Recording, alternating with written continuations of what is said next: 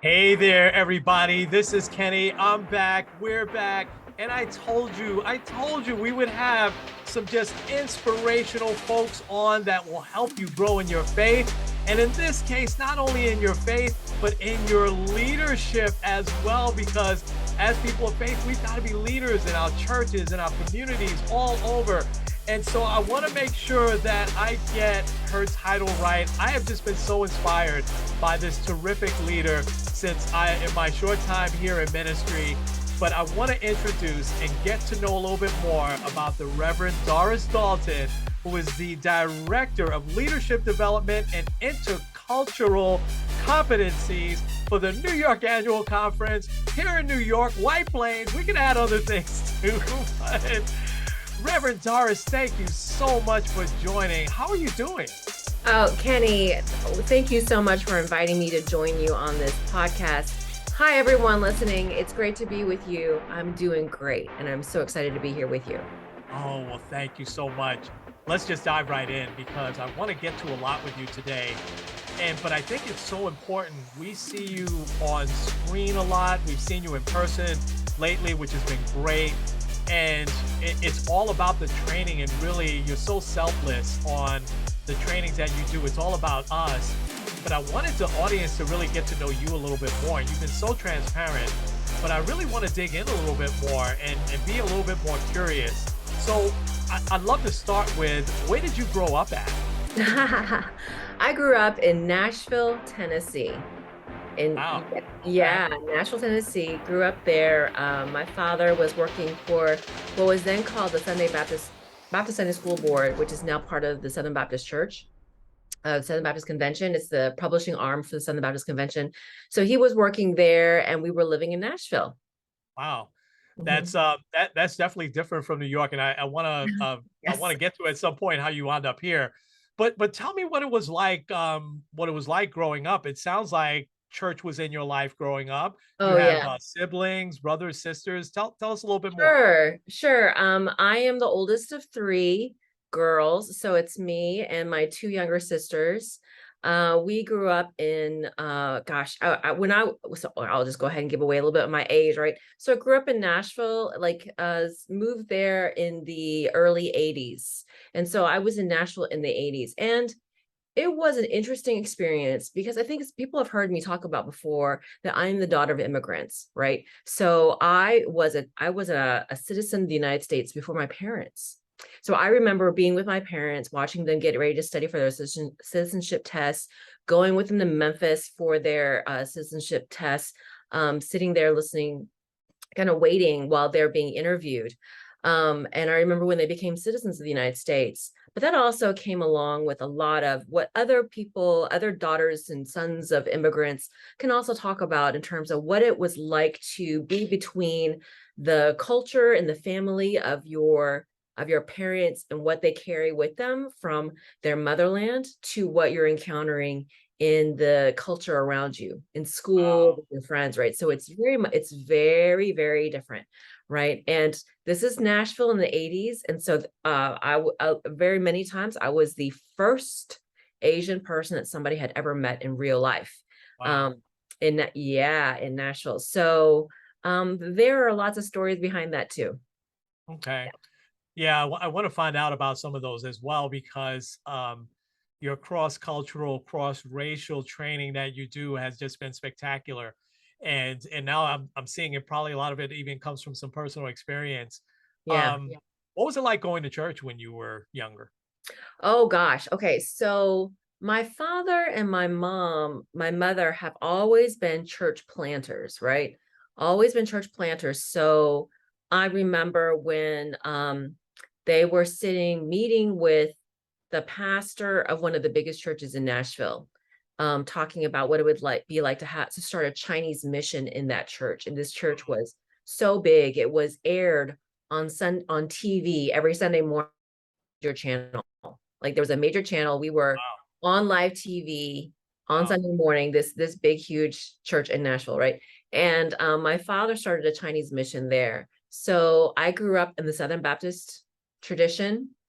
Um, I am a woman. If you know anything about the Southern Baptist tradition, you know that is it's pretty much just about women cannot be pastors. Women are to be they could be Christian ministers, they could be missionaries, they could be, music minister. There could be many other things they do, but they do not lead the church. They do Yeah. not lead in ministry in that particular way. And so I found myself drawn to church because I love, just I found myself drawn over and over again, whether it was what was happening in the Chinese mission that my father and my mother were leading, or in what I would call big church, because it was really a very big church, right? And all that was happening there in terms of growing up, understanding what it means to become a disciple of Jesus Christ. But Mm. in terms of me finding my place in that church, that's a different story. Well, tell us about it. Okay. Yeah, please. Yeah. So it was very, like, all the examples and models of leadership that I saw were all of white men. I'm in Nashville, Tennessee, remember, all of white men. So I didn't really see myself. Yes. But for my father, he was definitely a leader too, but he was leading a Chinese mission, right? And of course, he was a leader in his own workplace.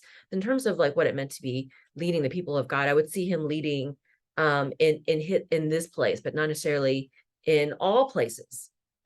So when I was 14, we were at a youth camp, right? It was just like a youth camp, and it was every good Southern Baptist anything has a missions night, right? So this is like a Right. missions night where you're talking about missions and calling you into missions. And I was so moved that night. And I remember praying and silently praying. I'm standing in this, huge auditorium with people all around, silently praying to myself, God, let's I'm I feel I really am just want to pray for all of those people who don't know what it means to have joy in you.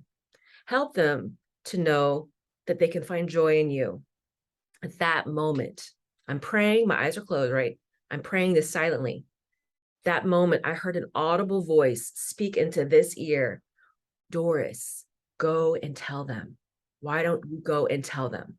Audible voice in this ear. And in that Wow. moment, my eyes flew open. I was like, there's no way that somebody could have known what I was praying inside my head, right? And then Yeah. speak to, and I'm like, I spun around. There was no one standing around me. There was no one standing around me. And I realized, oh, this was God. This was the voice of God Wow. speaking into my ear. And at that moment, I began to wrestle. What does this mean? What is God calling me to do? I don't know. I really did feel like, because it was missions night, and I'm still in the Southern Baptist church, and the only thing that I knew that women could do was be a missionary or a Christian minister or whatever. So I was like, okay, I think God is calling me to be a missionary. Okay. So at that moment, I said yes to God, yes to ministry, and began to consider what it would be like to live a life as a missionary, right? And continue to pursue that. So all the way through, that was at the age of 14 that happened, right? Yes. So I'm watching, though. I let my youth pastor know what had happened, right? Oh my goodness, this is so wonderful. They're praying for me. They began to put me in some leadership roles in the youth group. Will you lead this thing, lead that thing? Interestingly enough, I was never brought into the youth pastor's office for mentoring. Interestingly enough, the pastor of the church never brought me into his office for mentoring. Nobody did that. Wow. Nobody did that. But they did bring other young men who Yes. also had some gifts for ministry into their office to mentor them, to talk to them, to give them some one-on-one time. But it was never me. Wow. Wow. It was never me. Yeah. They're lost. Wow. That uh and so how did all of this shape you to then go into ministry? This is an amazing story, by the way.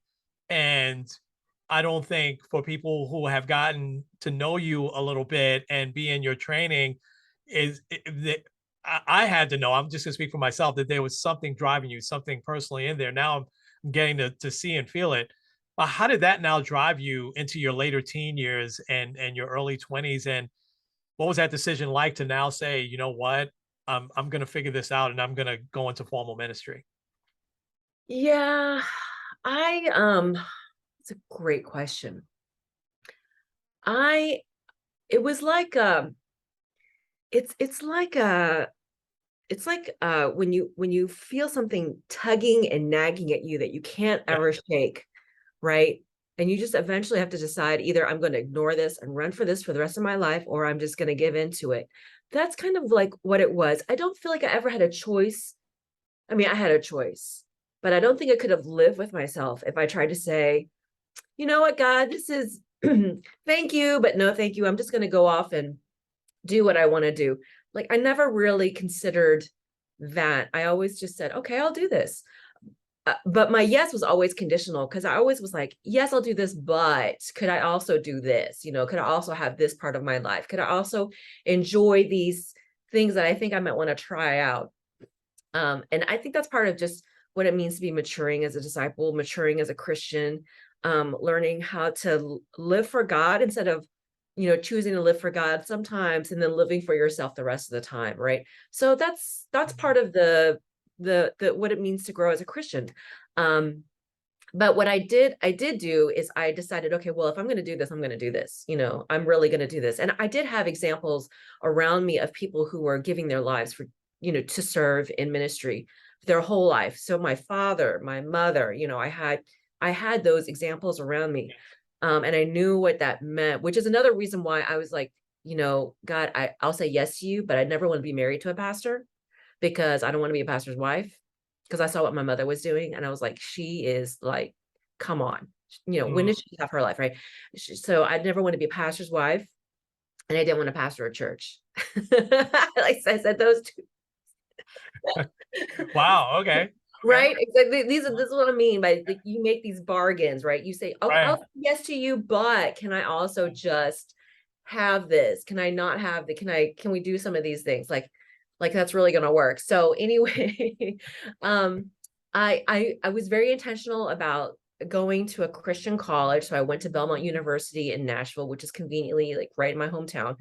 I went to Belmont University, and it was great. You know, I learned a lot of fundamentals. I had a really great time um, digging into theology. That's also where I really began to critique um, different denominational stances on the role of women in ministry.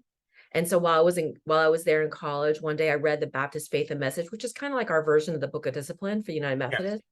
And there is very much a statement on marriage and family that says that women are to be submissive to their husbands, that they're not to lead. Their role is to like raise up their sons to be leaders and things like that. And I was like, okay, this isn't going to be for me. Yes. I cannot do that. So once I really read the polity, you know, and the underlying premise of what it meant to be part of this, I said, well, very firmly, I can't both serve God and be part of this church Yeah. to the fullest extent. So I chose to serve God, right? So I decided to walk away from the denomination that have helped form me, because of some of their stances. And then I was, you know, kind of casting around to what's next. So fast forward to seminary. I said, you know, I'm still in the determination. I'm not going to be married to a pastor, and I'm not going to be a pastor myself. But I was like, I'm going to go to seminary because at least I'm going to be prepared for missionary work. And I was preparing myself for that too. You know, I was studying for a master's of business administration, an MBA in global economic development, right? So I could learn how to Wow. like, and these are things I still know how to do. I know how to like determine the source of a water aquifer, and I know Wow. the mechanics of like doing a bore well for water Wow. source. I know Wow. how to I know about the process of water filtration. I know how to start a micro loan enterprise for women's empowerment. I mean, Wow. That's these are awesome. things I Yeah. learned how to do, but I Yeah, have but no, never though. Yeah. applied them. It is Yeah. my expensive master's degree. Anyway, I was preparing myself for missions work, right? And that in that seminary education, that's where I got a second calling. You will be serving in a church. You will be pastoring in some way. And Wow. also God gave me a little peek, like, and you probably will be married to a pastor. I was so mad. I cried. I laughed. I cried. I was like, really? And finally, I said, yes. Okay, fine. I finished seminary with a master's of divinity and in my MBA. And also when I finished seminary, I was engaged to be married to a pastor. So much for your plans, right? Yeah. And he Wow. is Baptist. He's American Baptist, not Southern Baptist, but he's also Baptist. I was like, this is so funny, God, Wow. haha. Yeah. And I never really pastored a church, but I Yes. am a pastor, right? So I am pastoring people who are working with churches, who are leaders in many different ways.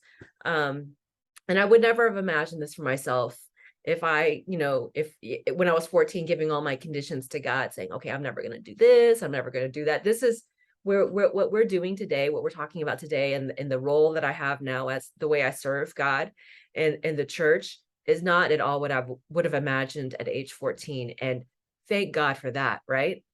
Thank What God. a journey. Yeah. Wow. What an inspirational journey. I want to ask one other question, and then I wanted to move forward into some of the things that you're doing now and working on really hard with us right now. Um, you left the Southern Baptist. What was that like back at home with your family?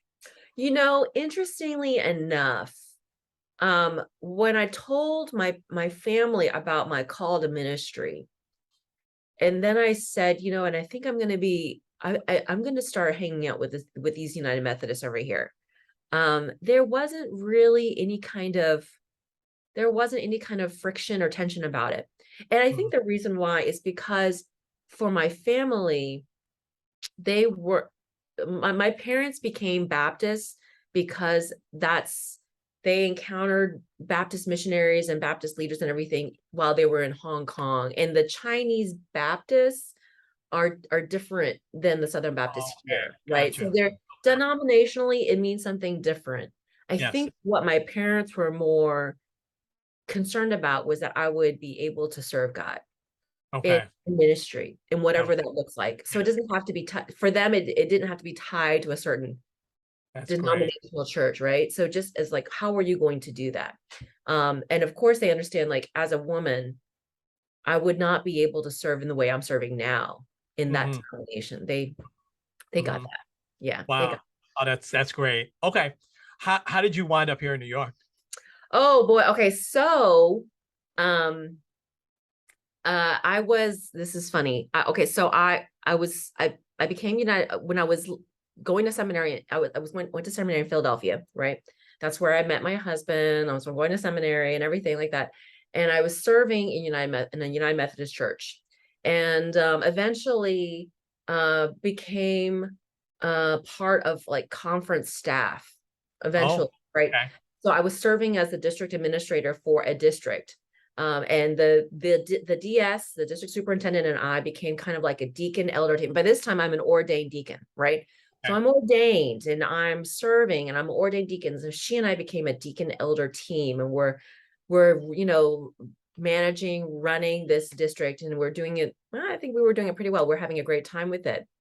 And my husband was feeling like this kind of call, like this, like God has something else for him to do, because he was serving a church in the Philadelphia area, but there was something else that he felt God was like saying, there's something else you need to do. So he started in the Baptist system. It's a call system. So he was like, um, people, different churches from around the country were beginning to call my husband saying, hey, we'd like to interview you and see if you'd like to be a pastor.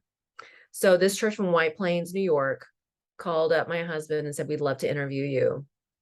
Interviewed him a couple of times, and Tim, my husband, comes to me, was like, I think this church in New York is calling me, and I'd like to explore that. And this is there's a pattern here. This is what if you could see, this is what I said to Tim. Yes. I was like, listen, God can call you, but God also has to call me. Okay.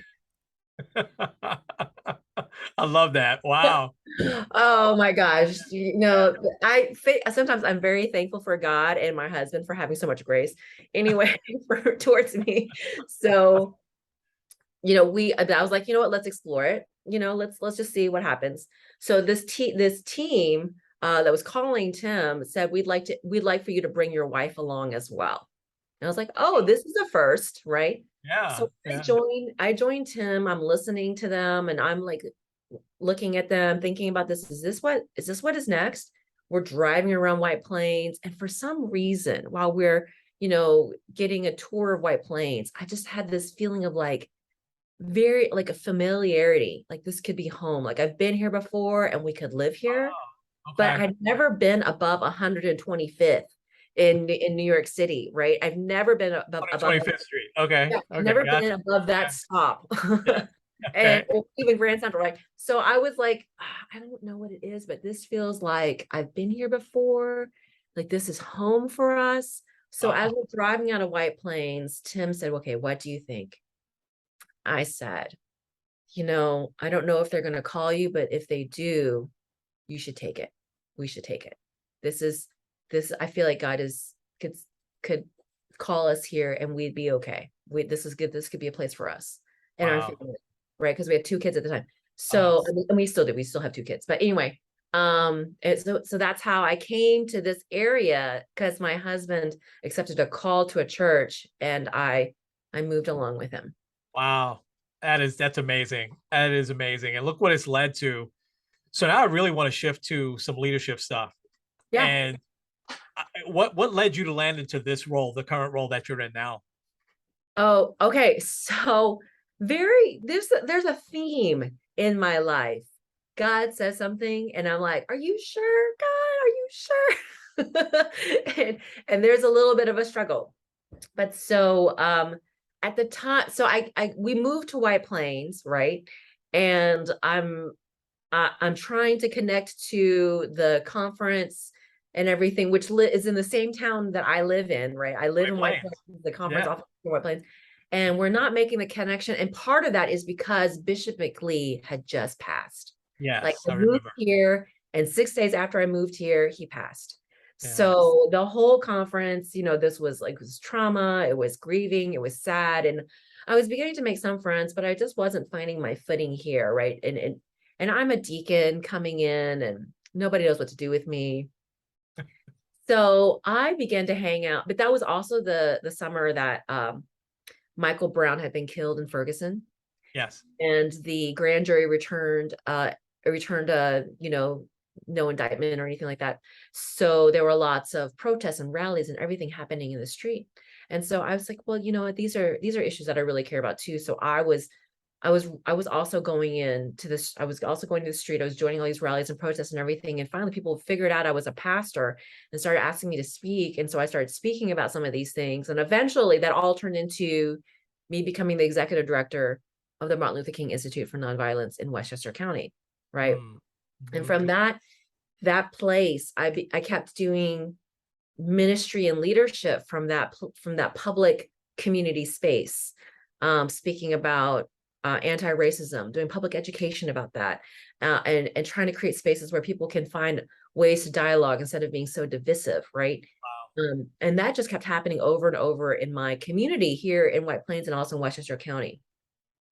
At the same time, I'm connecting with deacons in the New York conference. So eventually, I get an invitation to put in my resume for this position, this one right here. And at first I was like, no, do I really want to do this, God? Because I was having fun. I was having a great time, Mm. speaking at rallies and doing protests and speaking with elected officials and advising them about anti-racism and those kinds of, I was having a great time. And I really felt very strongly this was part of what I was called to do at the time. But it was kind of like God was just kind of like pouring a drop of water on my shoulder until it became like not just a drop, but like like a sprinkle. And then it Wow. eventually became like a bucket of water in my face every day. Like every day. It was like the Holy Spirit was like, "Gush, Doris, this is what you need to do next. Gush, it's happening." Every day. I love that So word. yeah. Yeah. Love So that. finally I said, okay, God, let's, where could I run from? Where could I go to run from you? Right. How could I say no to you? This is what you're calling me to do.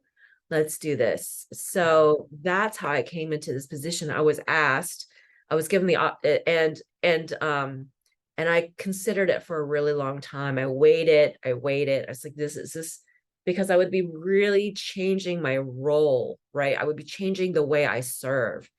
Um, and of course, here I am, and I love it. God was right. Who knew?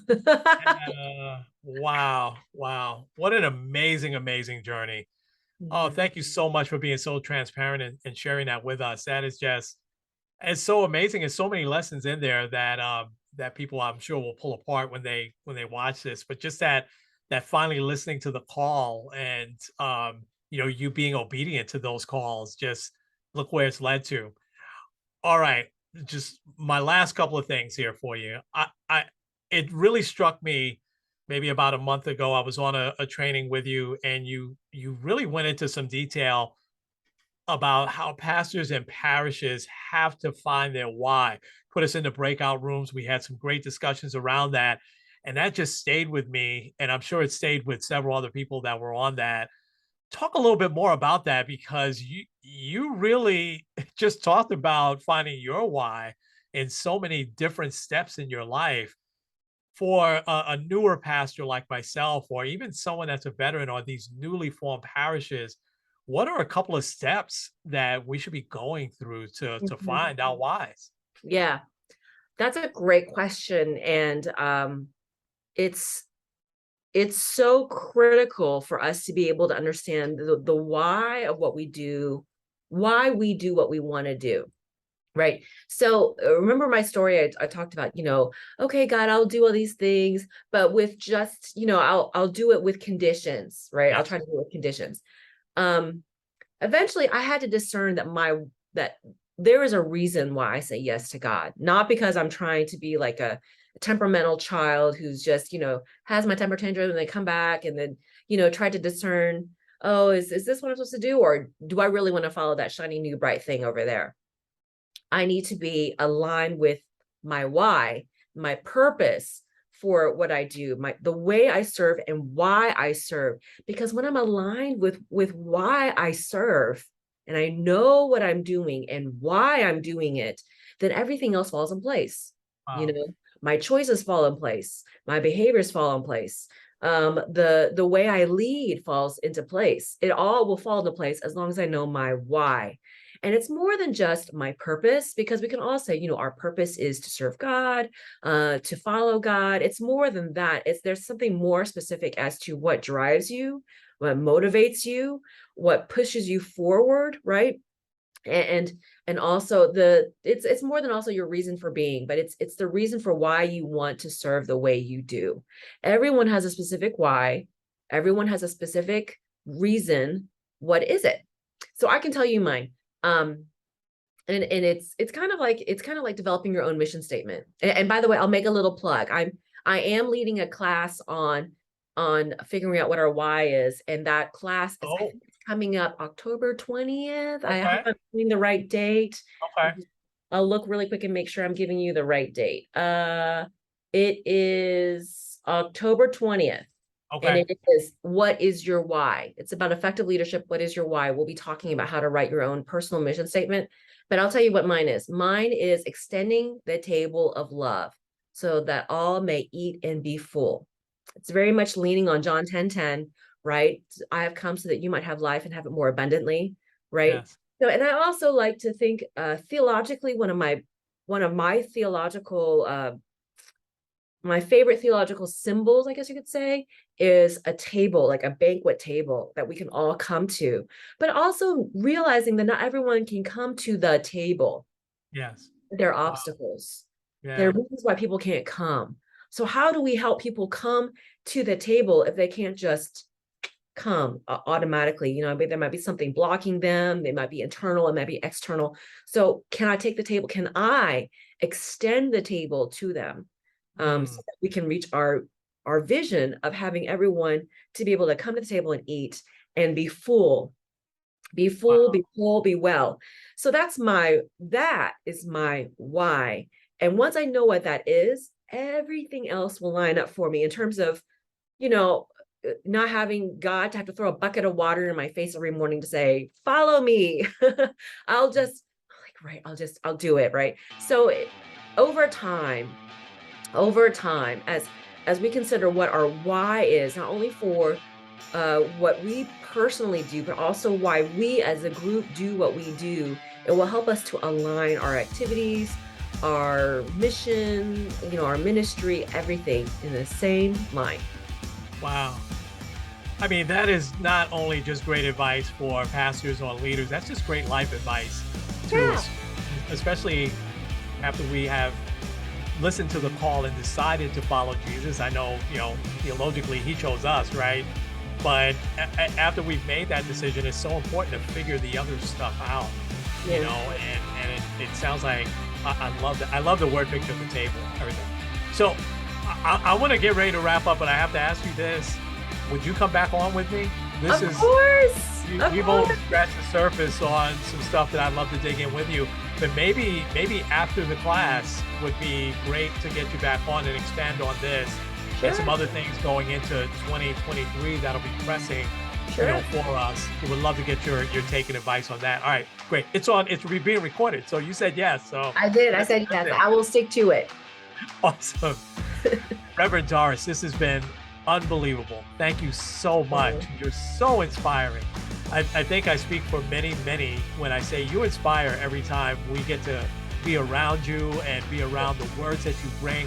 They're always so positive and so uplifting, and they're so God-centered, and it's made such a difference. I know in my early year and change here in ministry and formal ministry, and I'm sure it's made quite a difference for pastors who have been around even a long time. So thank you so much for what you do every day for us on our behalf.